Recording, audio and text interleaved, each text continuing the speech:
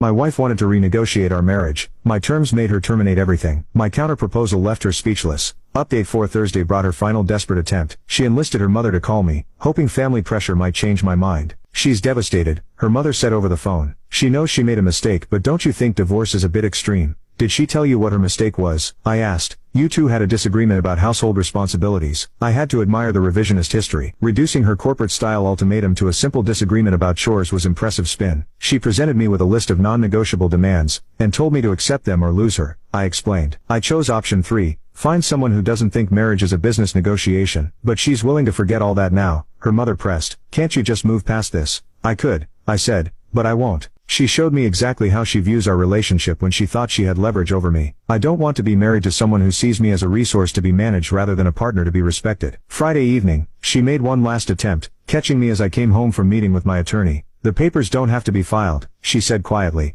We could just pretend this never happened. But it did happen, I replied. You spent weeks planning how to extract more value from our marriage. You researched negotiation tactics. You prepared presentations. This wasn't a momentary lapse in judgment. I was stupid, she admitted. I got caught up in all that online nonsense about women deserving better. I forgot that what I had was already good.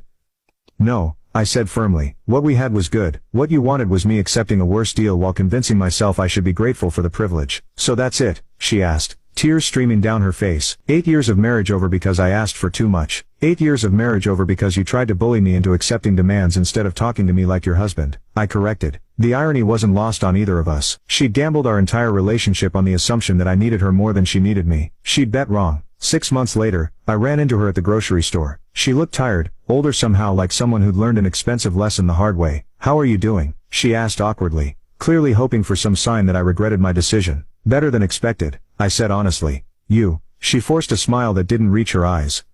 Good, really good. I'm focusing on myself, personal growth. The same buzzwords that had started this whole mess. Some people never learn. I'm glad, I said, meaning it. Everyone deserves to be happy. Have you been dating? She tried to sound casual but failed miserably.